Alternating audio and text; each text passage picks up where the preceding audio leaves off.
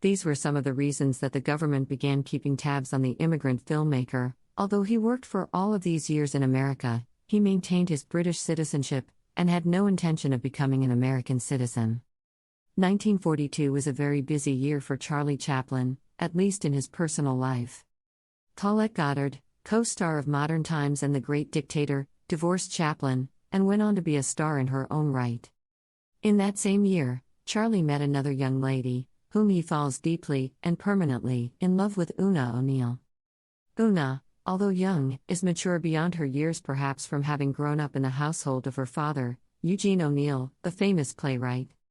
Eugene O'Neill was opposed to having his daughter date Charlie Chaplin. Given Chaplin's track record to date, one can hardly blame him.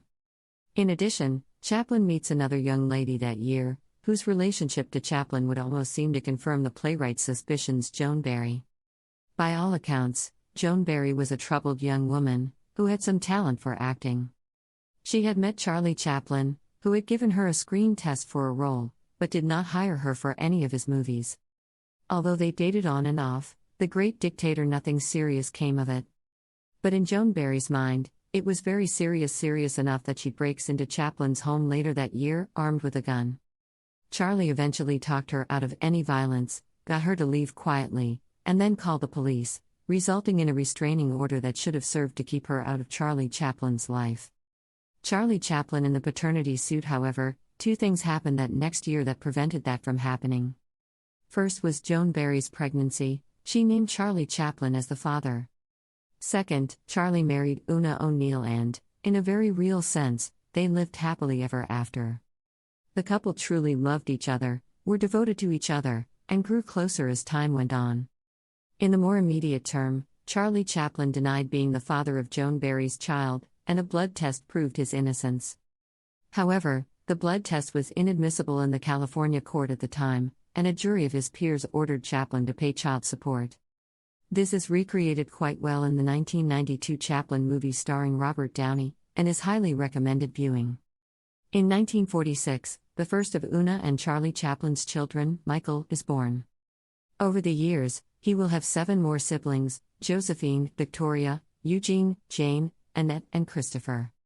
Charlie also begins his next film, a very great departure from anything Charlie has ever attempted, the dark comedy Monsieur Verdoux. Monsieur Verdoux is a very dark comedy, in which the title character, a fired bank clerk, makes his living by marrying rich older women and then killing them for their money. Charlie Chaplin used it to make a statement about the paradox of killing millions in war is virtuous, for the winning side, but killing individuals is a crime. Although it has moments both humorous and engaging, it was not the fare that the public was expecting from Chaplin, and it did not do well domestically, although it did well overseas, and Chaplin made a tidy profit from it. He also used Edna Purviance on screen for the last time, essentially as an extra. Charlie Chaplin's final films. In 1951, Charlie Chaplin made one of his finest films, and one of his least well-known, Limelight. Limelight is the story of a formerly great dance hall tramp clown, Calvero, portrayed by Chaplin, on a downward spiral, contrasting with a young dancer on her way to fame into the spotlight. A funny, poignant film, it also teamed 2 of the great clowns of the silent era, Buster Keaton and Charlie Chaplin, for the first and only time.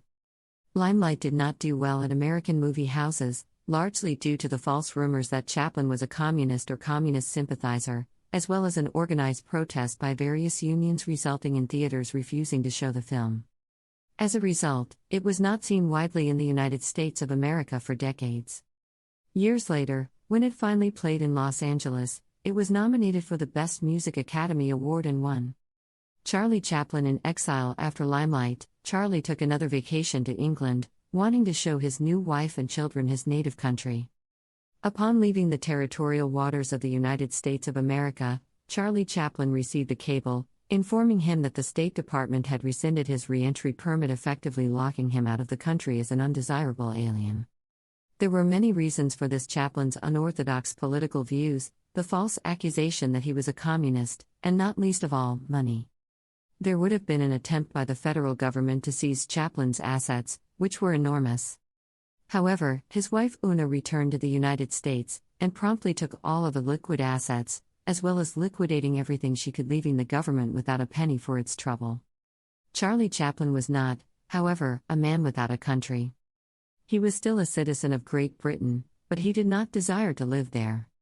After the stress of the situation had been dealt with, the Chaplins relocated to Vevey, Switzerland in 1953, where they lived for the remainder of their lives together. After their death, it has been turned into an international Charlie Chaplin museum. In 1954, Una renounced her U.S. citizenship, casting her lot with her husband.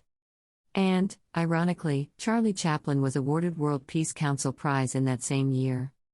In the next year, he resumes doing what he does best, making comedies. 10. His next film, A King in New York, was a biting indictment of modern society.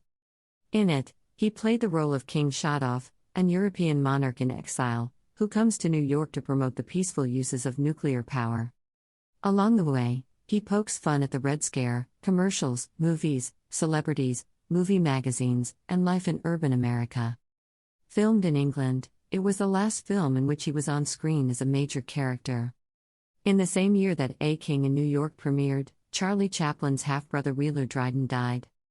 Wheeler had been introduced to Charlie many years before by Edna Purviance. Charlie had been unaware of him. Wheeler was a competent, though not gifted, actor and idolized his famous brother. He began to work for Charlie in various roles and positions, and years later served as Charlie's assistant director on The Great Dictator and Monsieur Verdoux. Jerome Robinson's photojournal, Charlie and Me, contains some interesting anecdotes about Charlie's lesser-known sibling. Chaplin's professional pace seemed to be slowing down, to an outside observer. After all, he was now 69 years old. However, Charlie was not finished working. He had been re-editing some of his earlier movies, and composing new music for some of them. Charlie was musical by nature as well as profession, and he wrote some of the most enduring melodies of the century, not least among them the song Smile. However, before he could release his re-edited movies, now narrated by Charlie Chaplin himself, death claimed another old friend. Edna Purviance died in 1958. And, to add insult to injury, Chaplin's name was removed from Los Angeles Walk of Fame. In 1959, the Chaplin Review was released, to worldwide acclaim. Charlie Chaplin continued his work in Switzerland, writing and composing, and raising his growing brood of children. In 1964 he published his autobiography, which he humbly titled My Autobiography. It was an interested look into the life of Charlie Chaplin, although incomplete. He mentioned his marriage to Leda Gray in only one sentence. In 1965, death again intruded on Charlie Chaplin's family life, as his older brother Sidney died. This was a strong blow to Chaplin, second only to the loss of his mother in 1928. Sidney had been his brother, friend, companion, confidant, and business manager all rolled into one. Charlie grieved deeply for the loss of his beloved brother. But Charlie Chaplin did not stop working. After dealing with his grief as best he could, in 1966 Charlie began work on his next, and final, movie, A Countess in Hong Kong. It was a number of firsts for Chaplin. He did not star in the film, and only had a small, Hitchcock-esque walk-on scene as a porter. Instead, he directed two of Hollywood's largest stars of the day, Marlon Brando and Sophia Loren. Although an interesting idea, it was not a hit at the box office when released in 1967. In 1968, Chaplin was now 79 years old. It is not surprising that more and more of his friends and co-workers died. For example, his longtime cameraman and assistant Rolita Thoreau died the previous year. However, Charlie Chaplin's oldest son, Charles Chaplin Jr., died. Again, Charlie worked through his grief, and threw himself into his work. He was preparing a new film, The Freak, about a young girl who sprouts wings, as a vehicle for his daughter, but it never went past the planning stages. In 1972, Charlie Chaplin did something he never thought he would do. He returned to the United States of America. He was returning to accept a Lifetime Achievement Academy Award. The foolishness of 20 years previous had been forgotten, and Chaplin was greeted by America with 12 open arms. Correcting another old injustice, Chaplin's name was added again to the Walk of Fame in Los Angeles. Chaplin was also awarded the Golden Lion at that year's Venice Film Festival. In 1974, Charlie Chaplin published another book, My Life in Pictures. The next year, he was knighted by Queen Elizabeth II and became Sir Charles Spencer Chaplin. In 1977, Charlie Chaplin passed away, On Christmas Day, he left behind greeting family and friends, and millions of fans worldwide. Quotes by Charlie Chaplin, To truly laugh, you must be able to take your pain, and play with it. I remain just one thing, and one thing only, and that is a clown. It places me on a far higher plane than any politician. Laughter is the tonic, the relief, the surcease for pain. Check out reviews of some of Chaplin's finest films, including The Gold Rush, The Immigrant, The Kid, and Limelight, a personal favorite. For more images of Chaplin, please check out the Charlie Chaplin Gallery. Other Charlie Chaplin resources: www.chaplinmuseum.com. Charlie Chaplin Game. Need content? You may use this article on your website or in your newsletter. The only requirement is the inclusion of the following sentence: article by Tom Raymond of clownministry.com, the definitive source for clowns of all ages.